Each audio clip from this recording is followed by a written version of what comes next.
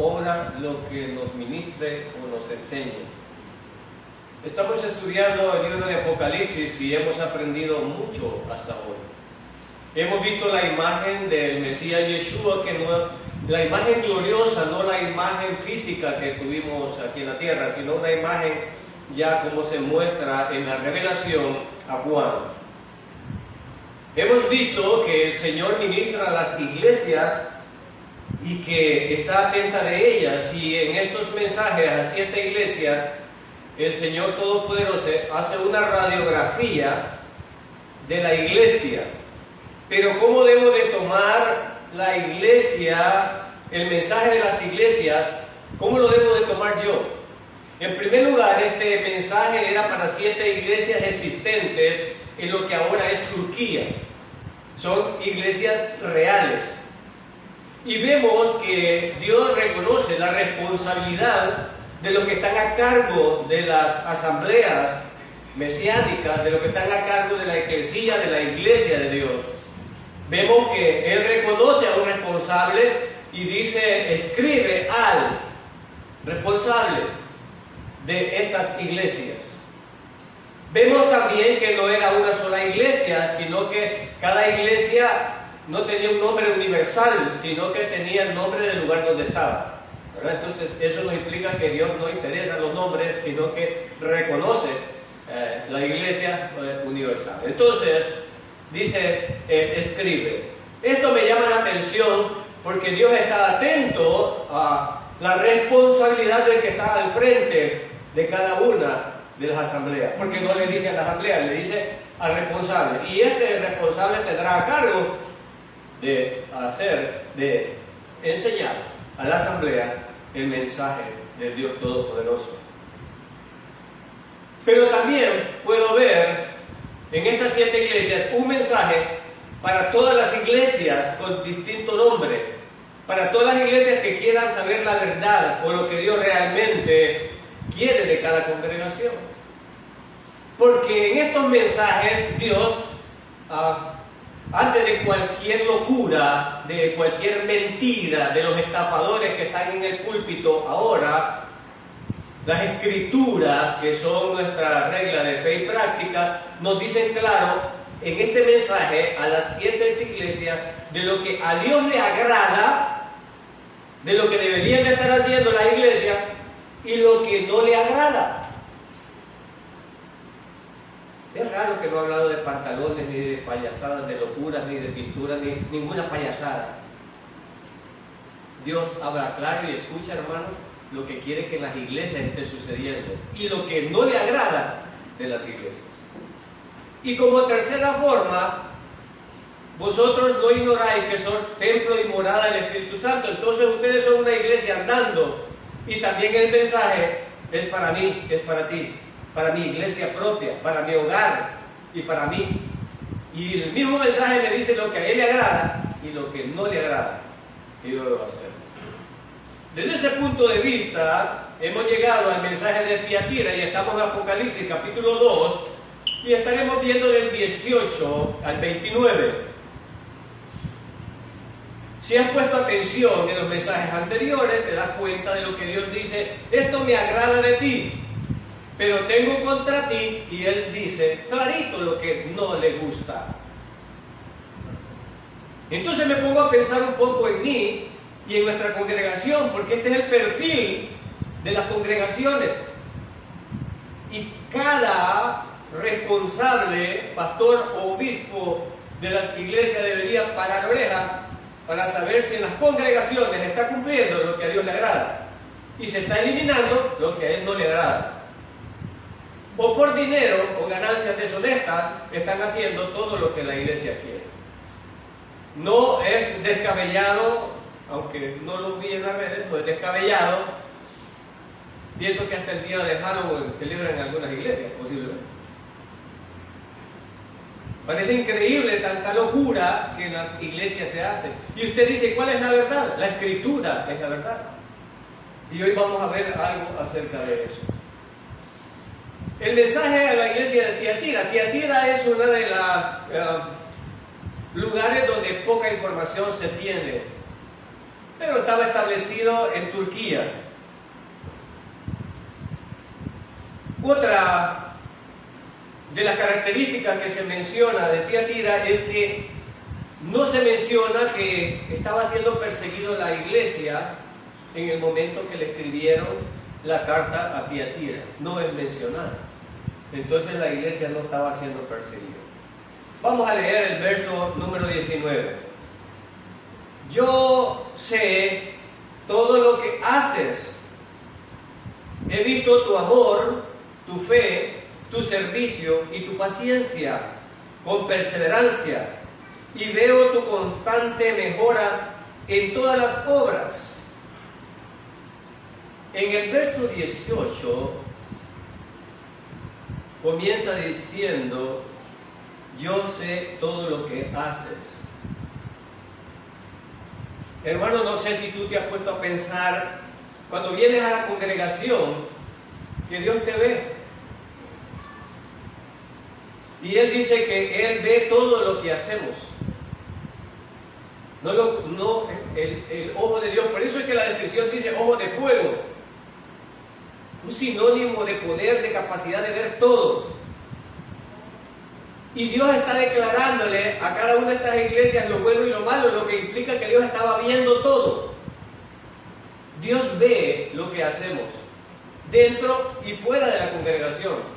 Dios nos ve. Es importante tomar en cuenta entonces, si Dios ve todo lo que hacemos, y tú puedes creer, tal vez Dios ni me lo toma en cuenta. No. Aquí dice, en el verso 18, que dice aquí: escribe esta carta al ángel de la iglesia de Tiatira. Este es el mensaje del Hijo de Dios. Si ustedes ven en cada una de las cartas, Jesús está siendo tomado de alguna forma, pero en esta declara que Jesús es el Hijo de Dios. Hoy hay una lucha, hermano. Israel tiene una lucha que no reconoce al Mesías Yeshua, y los musulmanes lo reconocen como otro profeta más. Pero aquí declara la palabra escrita que Yeshua es el Hijo de Dios. No sé qué más claro podría estar. Hay muchas más evidencias, pero no es el tema ahora. Sin embargo, aquí lo declara que está escrito, este mensaje es del Hijo de Dios. Porque uno lo ve como un hombre, como un filósofo, como una profeta, como una persona, pero nunca como el Hijo de Dios. Sin embargo, aquí declara que es el Hijo de Dios.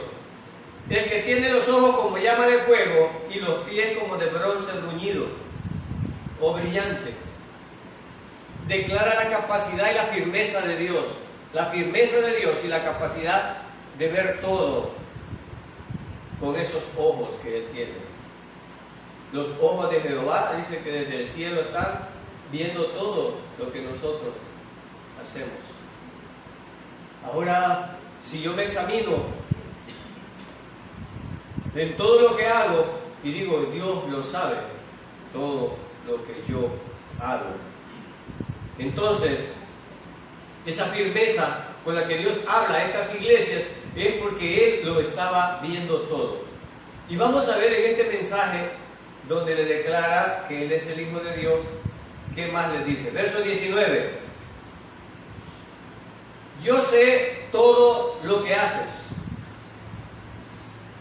Cuando dice yo sé todo lo que haces, hermano, implica la omnisciencia de Dios. Es uno de los atributos de Dios. Yo sé todo lo que haces. ¿A quién le está dirigiendo esto? A la iglesia de Tiatira. Ahora, Dios sabe todo lo que estábamos haciendo en la iglesia, hermanos. Dios sabe. Es un aliento, ¿no te parece? Tú que creías que diste las flores con amor, que das esa ofrenda, que das la clase dominical con todo ese cariño, que das tu servicio, que estás pendiente de las necesidades de la iglesia, y tú creías que Dios no se enteraba, pues hoy te doy la noticia que Dios lo sabe todo. Y lo sabe la intención que lo haces. Sabe la intención que yo enseño, sabe la intención que cada uno enseña, y cada uno. Si algunos vienen por compromiso, otros hasta les molesta, otros vienen con gozo, otros vienen agradecidos, otros vienen a clamar y a pedir. Dios lo sabe. ¡Qué satisfacción! En ese verso 19, la omnipotencia de Dios. Yo sé todo lo que haces, le dice la congregación. Cada congregación tendrá que dar cuenta, porque Dios les declara que Él sabe lo que hacen. Y dice aquí, he visto tu amor. ¿Le agrada a Dios que la iglesia sea amorosa? ¿Le agrada a Dios? Así que no ignores ahora lo que tenemos que hacer como creyentes, como iglesia. Debe de amor en la congregación, debe de haber amor en la congregación. A Dios le agrada. Aquí le acaba de decir, yo sé lo que haces, yo sé que tú eres amoroso, le dice en la iglesia de Tiatira. Ahora la iglesia de Maús de Chapeltique le diría, yo sé que ustedes son amorosos. Y a ti como iglesia, yo sé que tú eres amoroso. ¿Somos amorosos, hermanos? Le damos ese abrazo al hermano, somos solidarios con él. Eso es lo que Dios está haciendo, pero está elogiando a esta iglesia. ¿Sabes? Yo sé, no es en vano lo que estás haciendo. Ustedes son amorosos y eso me agrada. Y añade, tu fe, además de amoroso, también eran hermanos de fe. También he visto tu fe. La fe es esa confianza que nosotros ponemos. A veces la vida nos da golpe. A veces la vida no nos va como quisiéramos. A veces nos habían vendido la idea que al ser creyentes todo nos iba a ir bien. Y a algunos al nomás convertirse les ha ido mal. Algunos les enseñaron que al venir a Cristo no se iban a enfermar. Y tenemos enfermedades graves. Algunos les enseñaron que ya no iban a ser pobres. Y que iban a tener mucho dinero. Y salimos cabal algunos en el mes con el sueldito. Y algunos debiendo a veces, porque nos pasamos. Entonces era falso. Pero Dios dice que debemos de tener fe. Esperar aquello que no vemos. Yo no sé lo que Dios va a hacer en mi vida o en tu vida con el sufrimiento que tenemos, con el problema que traes, con las dudas que tienes, con la ansiedad, con la desesperación, con la frustración. No sé, pero lo que debes de hacer es tener fe. Y en el nombre del Señor Todopoderoso, que nos dará la fuerza para sobrellevar lo que nos ha puesto. ¿Amén? Nos ha puesto. Esta carga mía está pesada. Pero cuando el hermano te cuenta la de él, sí, está un poco más pesada la tuya. Y así cada uno tiene su carga. Uno está cargando pidiendo zapatos de lujo que quiere. Y otro está pidiendo salud porque le teme a la muerte. Otro está pidiendo pan para sus hijos. Otro el vestido para estrenar el 24. Parece ridículo. Las oraciones nos diera vergüenza cuando otros están pidiendo pan, otros están pidiendo salud, y usted pidiendo un carro, una casa de lujo, pidiendo cosas vanas. Pero Dios dice que lo ve todo. Y Él dice que esta iglesia tenía fe. ¿Fe en quién? Fe en el Mesías Yeshua. Y por esa fe se comportaban con amor. Si tú no tienes fe que Dios es real, que Dios viene y que toma en cuenta todas tus obras, entonces tú vas a actuar como un impío. No vas a hacer las acciones correctas. Pero Él elogia que tenga fe. Entonces Dios quiere que seamos amorosos y que tengamos fe. Eso le agrada al Señor. ¿Y qué más le está elogiando a la iglesia de Tiatira? Tu servicio. Eran serviciales. Algunos de nosotros somos arrogantes, soberbios. Queremos que los demás nos sirvan. Pero en el reino de Dios el más grande es el que más sirve. Ponerle la silla al hermano, llevarle un plato de comida, hacer eso son obras que Dios va a tomar en cuenta. Entonces, la iglesia hace ese servicio. Yo, como templo y morada del Espíritu Santo, como iglesia mía personal, soy servicial, ayudo al necesitado, ayudo al que tiene hambre, ayudo al que tiene abrigo. Veo una necesidad y estoy allí. ¿Dios le agrada eso? Dios le agrada eso. Eso debe de ser la conducta de una iglesia. Buscar en el pueblo aquellos que no tienen comida y darles de comer. Buscar a aquellos que no tienen abrigo o ropa y darles ropa. Esta es nuestra función, más que estar haciendo otras cosas. Más que pensar en la pintura del templo, más que pensar en eso es importante, pero es más importante el servicio a mi prójimo. ¿Estamos haciendo servicio? Aquí está lo que a Dios le agrada. La pregunta es, ¿lo estamos haciendo? Dios lo está diciendo claro, esto me agrada. Y estoy elogiando a esta iglesia porque lo hacen.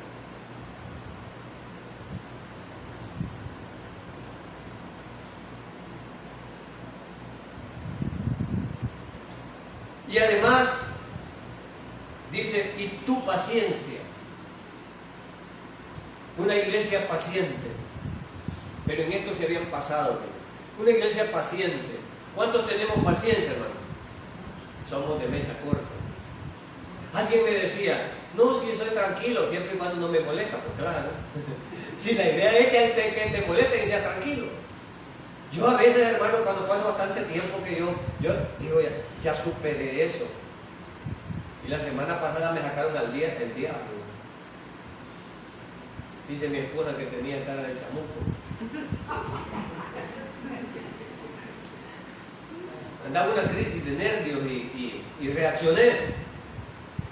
Después me avergoncé. Pero yo creía que había superado eso. No queremos tan y a Tomás Dios nos dice, no, si no son nada, mira, pum, un pulloncito. Hermano, no le conoce a lado. Y le agarra uno. Le agarra. Paciencia. ¿Cuántos tienen paciencia, hermano? Tener paciencia es que te están molestando. Hay hermanos que una sola le hace ni, como dicen, donde me echa corta. Está prendido ya. Prendido, hermano, ya Raquel. También a mí me dicen nada. Una iglesia paciente no hace eso. Mira cómo te está molestando, mira cómo quisiera ser como los osos perezosos. ¿Conocen ese animalito? Es un animalito que cae tan bien, la carita que tiene. Nomás, hoy los retos que googleen, oso perezoso. Y hermano, mira, para reaccionar, lo agarran aquí. No lo leas aquí. Mira qué bonito, hermano. Así somos nosotros, hermano. Nomás lo agarran y usted entra aquí, ¿verdad? No, esos animalitos no retos, googlee oso perezoso. Ya está para cruzar la calle. Y uno de nosotros pasemos tiquitraca, ¿verdad? Pero dice el Señor, no, sean pacientes. 4 características que Dios quiere en la congregación. ¿Las tenemos? Las tengo en mi vida. Si no las tengo, es un reto para mí. Porque eso le agrada a Dios. Y está elogiando a esta iglesia de Tiatira que lo tienes. Que lo tiene. Él lo ve todo. Y otra característica, hay hermanos que cuando creen en el Señor, ese hermano, pastor, vamos a evangelizar, pastor, hagamos más cultos, muy poquitos cultos tenemos, pastor, y comienza y hace muchas obras, pero ya cuando tiene 10, 15 años de ser cristiano, ya está como el perezoso. Sin embargo, esta iglesia dice que las obras primeras que hizo, las que tiene ahora son mayores que las primeras, es decir, que el creyente desde que nace como nueva criatura debe de ir mejorando y creciendo en sus buenas obras, es decir, la madurez espiritual. Usted cada vez debe de ser un mejor creyente y no un peor creyente, un mejor hijo de Dios, y ir aumentando esas obras en su vida y no menguando. Ese es el crecimiento normal que debemos de tener, y Dios así lo declara. Vayamos a 2 de Pedro. 2 de Pedro, capítulo 1. Vayamos a 2 de Pedro, capítulo 1.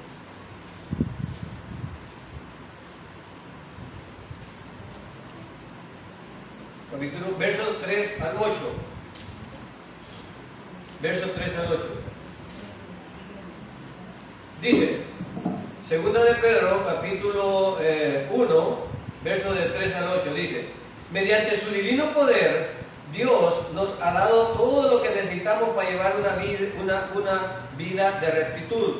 Todo esto lo recibimos al llegar a conocer a aquel que nos llamó por medio de su maravillosa gloria y excelencia.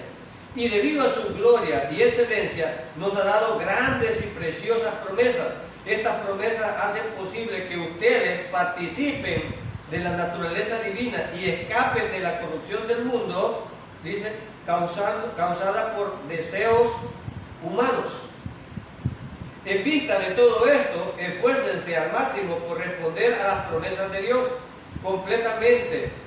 Su fe con una abundante provisión de excelencia moral. La excelencia moral con conocimiento, el conocimiento con control propio, el control propio con perseverancia, la perseverancia con sumisión a Dios, la sumisión a Dios con efecto fraternal y el efecto fraternal con amor por todos.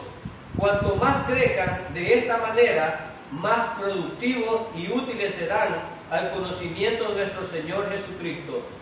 Hermano, dice el Señor que cuando llevamos los frutos del Espíritu no estaremos ociosos ni perezosos, sino que el reto de Él es que nosotros seamos productivos, que llevemos los frutos del Espíritu. Eso es lo que el Señor dice. Volvamos a Apocalipsis.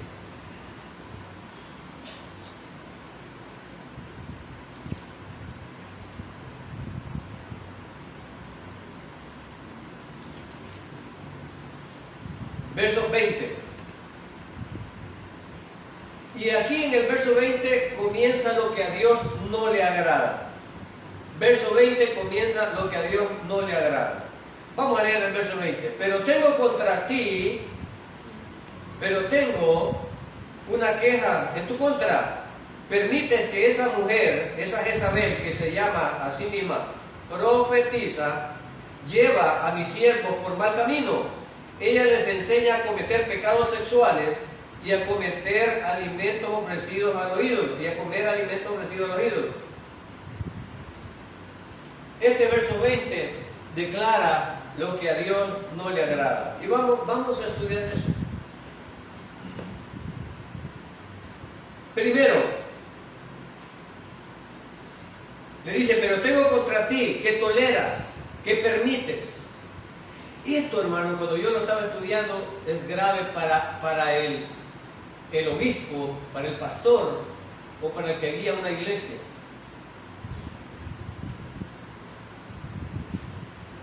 En 1 Samuel 2, versos 29 y 31, se trata el caso de un sacerdote llamado Elí. Y viene Elí y tenía 2 hijos que se llamaban Ofni y Finne, y andaban robando de las ofrendas y andaban fornicando. Y Elí no puso estorbo, Elí lo permitió, Elí fue permisivo. El mensaje aquí que no le agrada al Señor, a la iglesia de Tiatira, dice, pero tú toleras el pecado de la iglesia, toleras la concupiscencia, toleras que haces del ojo pacho. Cuando me puse a pensar en esto, el reto para el obispo era no tolerar el pecado. Y 2 pecados están señalados aquí. Un pecado sexual de fornicación, espiritual y físico, y otro, una enseñanza falsa, haciéndose llamar profetisa, como que era profeta de Dios. El que toleremos falsos profetas y toleremos falsas enseñanzas, Dios le desagrada. ¿Y qué le pasó a Elí por haberse hecho del ojo pacho y pasar por alto, por tolerar a sus hijos, a Fines y a Oni, por andar haciendo estas cosas y no hacer nada, Dios le maldijo. Y dijo que en su familia no iba a haber ancianos, nadie iba a llegar a viejo. Y le quitaba el sacerdocio porque lo habían deshonrado. Esto es delicado, hermanos. En la iglesia, un obispo, un pastor, puede estar siendo permisivo y permitiendo que la iglesia se esté deshonrando. ¿Estamos entendiendo, hermanos? ¿Estamos entendiendo lo delicado que es esto? Así es que usted no se enoje cuando el pastor vaya a corregir o a decir algo que está conforme a la palabra. Elí, siendo su sacerdote, fue castigado. Dios no tolera el pecado. Dios no toleró la deshonra al sacerdocio y fue castigado. Terrible, terrible. Ellos robaban y fornicaban. Ahí lo puede estudiar en 1 Samuel, capítulo 2, versos 29 al 31. Pero había un pecado que hoy está sucediendo con falsos profetas y apóstoles. Me gustaba que un pastor dice, hoy uno levanta una piedra y saltan un montón de profetas y ¿cómo se llama? Y apóstoles. Todos eran apóstoles y profetas. Nadie evangeliza, solo apóstoles y profetas. Pero ¿qué piensa Dios de que permitamos falsas enseñanzas o falsos profetas? Porque los falsos profetas dan falsas enseñanzas. ¿Qué es lo que Dios piensa de eso? Obvio, aquí está diciendo, tengo contra ti que estás tolerando a una falsa profeta. Vayamos a Deuteronomio 13. A ver qué dice Dios de los falsos profetas. Deuteronomio 13. Deuteronomio capítulo 13. Y veamos el verso del 1 al 5.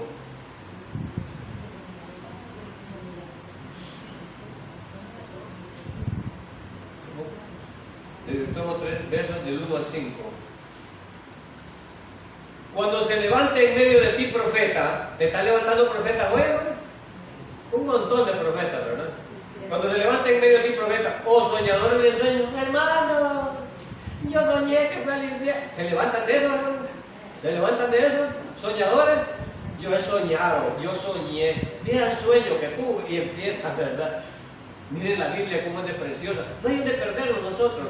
Y dice aquí, cuando se levanten en medio de ti profetas o soñadores de sueños y anuncien señal o prodigio, porque es lo que ellos hacen, anuncian, y a la gente le encanta, a la gente le encanta señales y prodigios.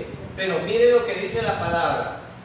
Y esta Jezabela, que era una mujer, algunos dicen que Jezabel era el nombre correcto de una mujer que estaba ahí, o Jezabel es la representación de aquella reina perversa con Elías, que estaba allí y representa la maldad y la corrupción.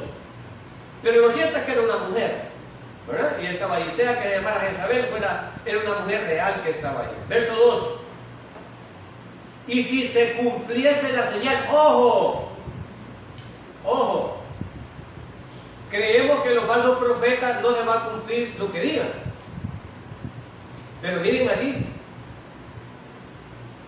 dice que ese falso profeta va a decir algo y ¿qué va a pasar? ¿Se va a qué? Pon mucha atención, hermano. Porque muchos están en congregaciones porque vieron señales y prodigios y están detrás de eso. Y el Señor no nos manda a estar detrás de eso. Eso es lo que tenía en contra de la iglesia de Tiatira, que habían permitido que esta falsa profeta estuviera enseñando cosas. Pero acá el Señor nos manda un reto más grande. Y pobrecito de aquellos hermanos que no estudian, que no escudriñan. Porque el reto aquí es ese. Mira lo que dice algunos, pero hizo una señal, hacen señales en tu iglesia, profetizan en tu iglesia. No, pues no sirve. Y para ellos, el que sucedan estas cosas es la verdad. Pero mire lo que dice aquí el Señor. Verso 2, y subráyalo en tu Biblia. Y si se cumpliese la señal o prodigio que él anunció diciendo, vamos en pos de dioses ajenos que no conociste y sirvámosle. O sea, que se cumplió la profecía y por eso voy detrás de allá. San Caralampio me hizo este milagro, voy detrás de San Caralampio. Porque me hizo el milagro. ¿Dice aquí que se va a hacer el milagro? Sí. Pero aquí hay algo muy importante. Pues le digo, pobrecito los que lo estudian. Van a perder su alma. Porque ya pueden estar detrás de demonios, detrás de falsos dioses. Pero se cumplió. Pero ¿qué es lo que el creyente debe estar pendiente? Y veamos aquí, miren, veamos aquí, verso 3. Aquí viene la recomendación del Señor. No darás oído a las palabras de tal profeta. ¿Cuál es la recomendación? Si no es Yeshua, si no es Yahvé, si no es el mensaje que hemos escuchado clarito, aunque me presenten 10 imágenes o ídolos y hagan miles de milagros, ¿qué debo de hacer? Verso 3.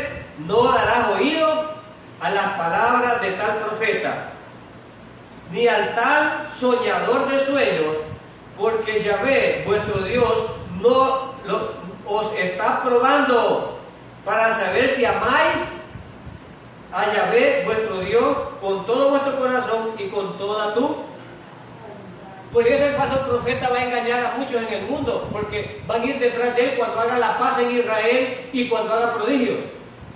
Pero la iglesia no va a ir detrás de ellos, porque si no es Yahvé y el Mesías Yeshua, no seguimos a nadie. ¿Amén? Amén. No seguimos a nadie.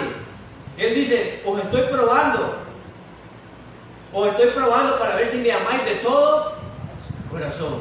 No importa lo que suceda o lo que hagan, si no es Yahvé, no lo sigo. No lo sigo, no importa.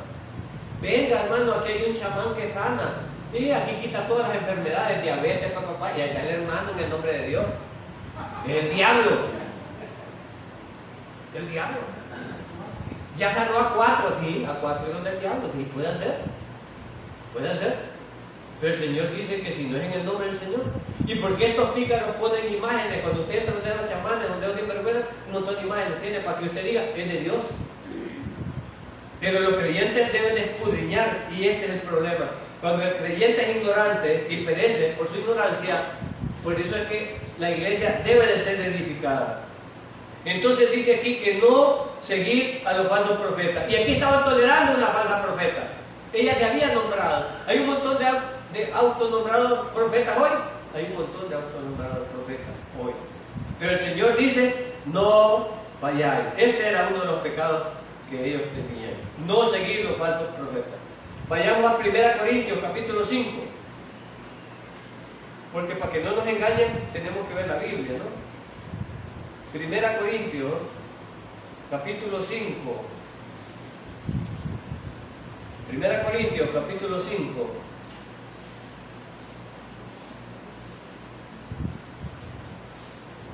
Del 1 al 6.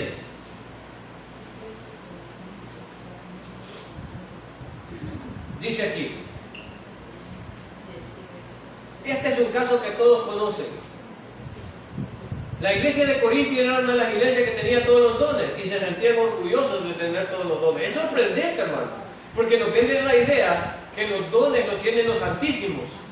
Entonces, una iglesia donde hay dones creemos que está la verdad. Pero esta iglesia se sentía tan orgullosa que aquí tenían pecados morales dentro de la iglesia y los estaban tolerando. Y Pablo lo corrige. Y Pablo se atreve a decir que el pecado que estaban cometiendo en esta iglesia de Corintios, ni los impíos hacían esto. Y era un hijo que le había quitado la mujer a su padre. Entonces, él dice, no debes de tolerar eso, al tal lo debes de sacar. O sea, es lo que estamos diciendo allá en Apocalipsis, no tolerar el pecado. Eso no le agrada a Dios. No estar tolerando el pecado. Es una advertencia que Dios nos está dando. No tolerar el pecado. ¿Estamos tolerando el pecado? ¿Estoy tolerando el pecado en mi vida? Esa es la pregunta. ¿Lo estoy tolerando en mi vida? Esa es la pregunta que debemos de hacernos. Porque la iglesia esta estaba siendo amonestada y el Señor le decía, no quiero eso, que estés tolerando a esa profetisa. No debe de pasar. Y siempre es cuestión de fornicación. Debemos de ser diligentes. Los creyentes deben de ser diligentes. Somos retados a eso. Vayamos a Hechos capítulo 7. Hechos capítulo 7. Hechos capítulo 7.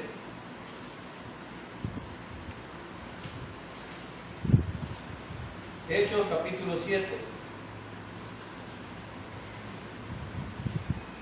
Hechos capítulo 7. Y mira a qué nos manda el Señor, a que aprendamos de estos hermanos. Capítulo 7, verso 10. Verso 10. Verso 10. Porque dijimos que no tenemos que ser falsos profetas, entonces a pura Biblia, a pura palabra de Dios. Verso 10 dice, Hechos 7, verso 10 dijimos, ¿verdad? Verso 10.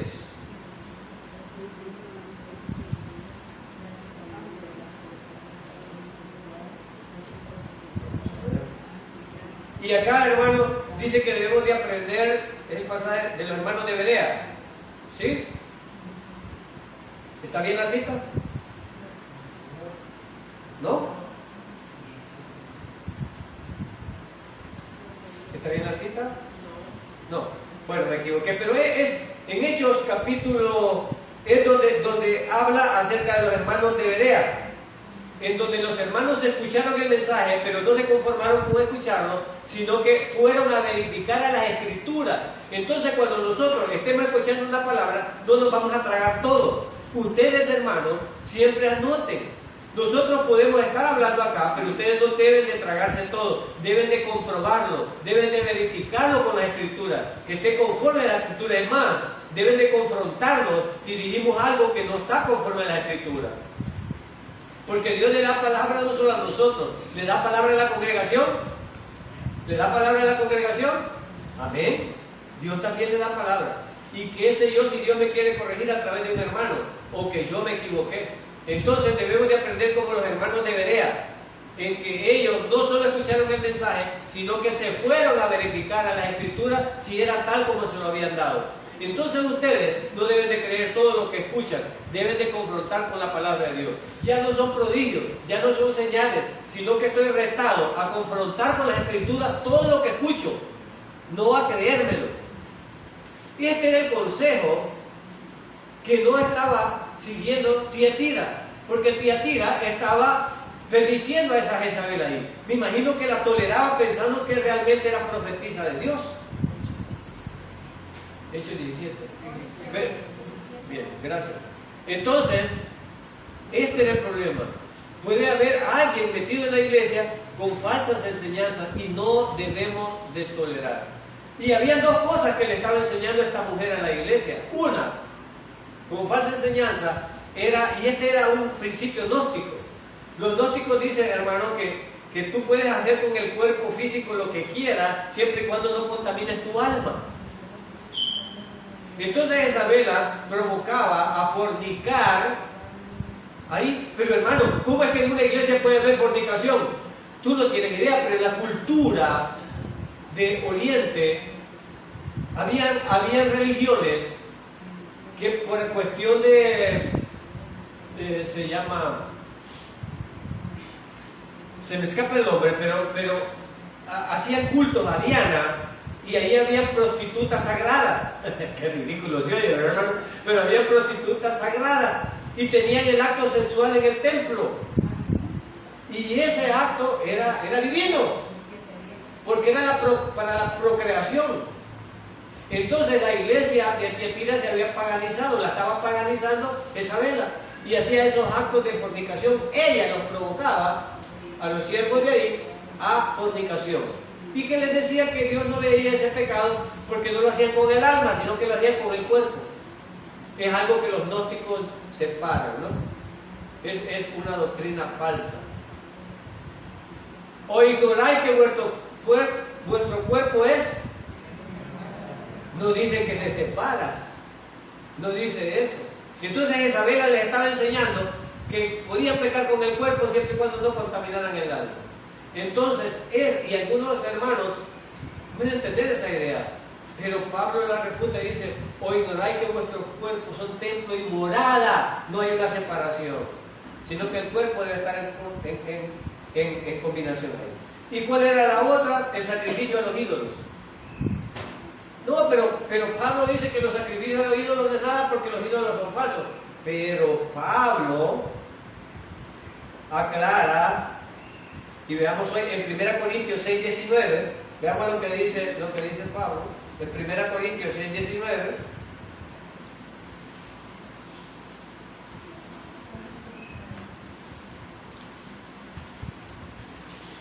1 Corintios 6:19.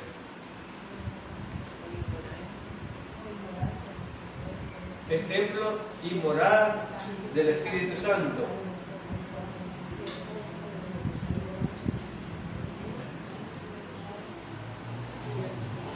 Pablo dice que no debemos contaminarnos con los sacrificados de los ídolos. Cuando participamos de esa contaminación o de ese sacrificio, hay hermanos débiles que los atraemos nosotros a qué? Los hacemos caer. Los hacemos caer. Y el Señor no está de acuerdo con que nosotros sirvamos de estorbo a los hermanos.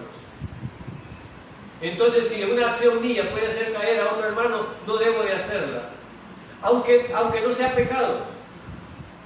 Ese es el principio que Pablo establece con el sacrificio a los ídolos. No es nada, pero cuando mi acción o mi ejemplo va a dañar a un hermano, entonces yo no lo hago, dice Pablo. No lo hago, aunque todo me es lícito, pero no todo me conviene. Entonces, hermano, Dios tenía contra Tiatira el haber permitido a esta falsa profeta, el haber permitido que le enseñaba dos cosas. Una, que era a fornicar creyendo que no era ofensa contra Dios, y la otra era comer de los sacrificados a los ídolos. Pero comer de los sacrificados a los ídolos, voy a ponerte un ejemplo a la iglesia actual. En mi pueblo está la feria patronal. Y esta feria patronal es, por decirte algo, es Santa Ana, por decirte algo. Santa Ana. Y yo voy a la feria, hermano. ¿Qué estoy haciendo yo? Participando en la conmemoración a Santa Ana. ¿Y qué es Santa Ana? Un ídolo. Y cuando yo participo de esa fiesta, estoy participando de la ¿qué? De la idolatría. Subirme a la rueda no es pecado. Comerme un dulce de toronja no es pecado. O conserva de tonto no es pecado. Pero el que me miren como cristiano en la feria es estar participando de la idolatría, porque es una fiesta patronal dedicada a un ídolo. ¿Te das cuenta? Subirme en la voladora y que el balcón los colochos no es pecado. No es pecado, hermano. Pero cuando lo hago junto con los impíos y me vea que hay hermanas santísimas, ahí andaba la hermano pecando, mira cómo se montó en la voladora. No, ya la pegué. Ya estoy sirviendo de estorbo a quién? A este hermano. ¿Se da cuenta? Traducido al español de lo que es idolatría, no como está en esta época. Entonces eso es lo que sucede cuando participamos. No es malo, hermano. Comprenda, lo que es malo es a quién la están dedicando. Ahí viene el carnaval de San Miguel, que es famoso. Y hay hermanos que ya les pica bailar, ¿verdad? O ir a ver las carrozas, ¿verdad? Si no es pecado. Pero ¿a quién está dedicado el carnaval? ¿A quién está dedicado? Ajá, a la Virgen. Ajá. Y cuando adoramos a una Virgen, ¿qué es? Pues, idolatría. Porque toda la honra y el honor es ¿para quién? Para Dios. No, hermanos, si yo ando echándome la cumbia en el nombre de la Virgen María.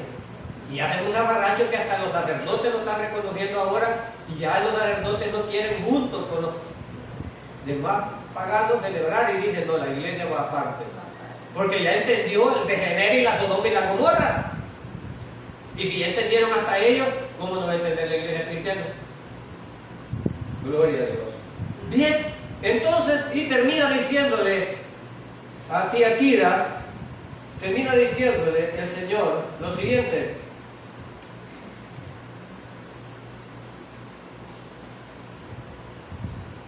Y dice, verso 24, pero a vosotros, a los demás de Tiatira, que no compartís esa doctrina, aquí había dos grupos.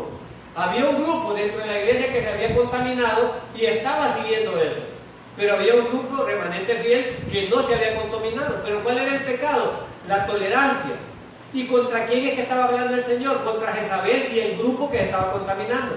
Ahora le dice al segundo grupo, al grupo fiel, que estaba tolerando, le dice el verso, pero a vosotros, a los demás de Tiatira, que no compartís esa doctrina, que no conocéis las profundidades de Satanás, como ellos dicen, os digo, no os impongo ninguna otra carga, solo que mantengáis firmemente hasta mi vuelta lo que ya tenéis. Al vencedor, al que se mantenga fiel a mis obras hasta el fin, le daré poder sobre las naciones, las regirá con cetro de hierro, como se quebrantan las piezas de arcilla. Yo también lo he recibido de mi Padre, y le daré el lucero del alba, o la estrella de la mañana. El que tenga oídos para oír, que oiga al Espíritu lo que dice. Entonces, ustedes que no se han contaminado, no les pongo otra carga más que se mantengan fiel como están. Y yo les voy a dar un premio, que se mantengan las obras. Las obras aquí no son para salvarse. Las obras son para recompensa. Y quiero terminar diciendo eso. Dios premia y ofrece premios a cada uno de los que no está cometiendo las cosas que a Él no le agradan en cada una de las iglesias. Ha ido diciendo, a los que estén fieles a la situación, yo les voy a dar este premio. Ahora, nosotros estamos llamados a no contaminarnos con lo que a Dios no le agrada. Y nosotros vamos a recibir premios. Las obras que habla aquí no son para salvarse. Pero las obras son importantes, sí. Para los creyentes y para los impíos, sí. Hermanos, para los impíos también, sí. Cuando Dios vaya a juzgar a todos, Él va a juzgarlos en base a sus obras. ¿Cómo es eso, hermano? Sí, hermano. ¿Va a juzgar a la iglesia del Señor por sus obras? ¿Para qué? Para dar recompensa. Y luego se van a levantar los impíos condenados. Pero ¿va a abrir los libros del Señor? ¿Va a abrir los libros del Señor entre los impíos? Sí, los va a abrir. ¿Y qué va a leer? Sus obras. ¿Para qué? Para el nivel de condenación que van a tener. Estos ya están condenados todos, pero va a publicar sus obras para considerar cada uno de los castigos que va a tener. Hermanos, yo creí que el infierno eran todos. No. El Señor mencionó que hay niveles de castigo, pero no es ese el tema ahora. Pero justamente por eso el Señor va a leer las obras de los impíos que están condenados para el nivel de condenación que van a tener. El Señor ya lo dijo en una parte, que tendría más tolerancia para Sodoma y Gomorra, para los rebeldes a los que Él les estaba predicando. Hermano, Dios nos habla, pero le habló a estas iglesias, pero nos habla a nosotros. Ahora termino con la pregunta que inició el Señor. Pero tengo contra ti. Si el Señor estuviera presente y me dijera, pero tengo contra ti. Me gusta que predicas, me gusta que enseñas, pero tengo contra ti, y me va a sacar mis trapitos al sol. Cada uno de ustedes tiene sus trapitos sucios. Y el Señor le dice, me gusta que vayas a la iglesia, me gusta que le ayudes a los pobres, me gusta que leas, pero tengo contra ti, usted sabe. Yo no sé, ni me han contado, hermano. Yo sé los míos, no sé los suyos. El Señor dice, pero tengo contra ti. Pero el Señor, hay algo importante que se me iba. El Señor dice que es paciente y dice que le dio tiempo a la Jezabel para que se arrepintiera. ¿Dios nos da tiempo para el arrepentimiento? Gloria a Dios. Dios es tan amoroso y le ha dado tiempo para arrepentirse, pero ella no quiere arrepentirse. Hay gente que no quiere arrepentirse de su pecado. Hay gente que es rebelde y no quiere arrepentirse. Pero Dios da oportunidad de arrepentimiento, sí, hermano. Dios da oportunidad de arrepentimiento. Y le dio la sentencia, no a la iglesia, le dio la sentencia a Jezabel y dijo que la iba a postrar en cama junto con los que habían pecado con ella, todos los que habían fornicado con ella, y a sus hijos los iba a condenar a enfermedades terribles, a enfermedades en cama, a estar postrados en cama. Dios condenó. Entonces Dios ve las obras que hacemos. Como creyentes, las obras no nos van a condenar, pero sí nos van a dar galardones. Y también por malas obras tendremos reprensiones. A la Jezabel, por no arrepentirse, el Señor le dice, de una vez le dio la sentencia que iba a arrepentir. Gloria a Dios, porque así es que Dios no es injusto, hermano. Dios está viendo lo que hacemos. Cada cosa que haces con amor, Dios te la va a recompensar. Y cada cosa que hagas hipócritamente, pues Dios te la va a pagar también. Oremos. Padre, gracias por tu palabra. Sabemos que cada uno de nosotros, al examinarnos tú, nos dirías, pero tengo contra ti. Y yo sé lo que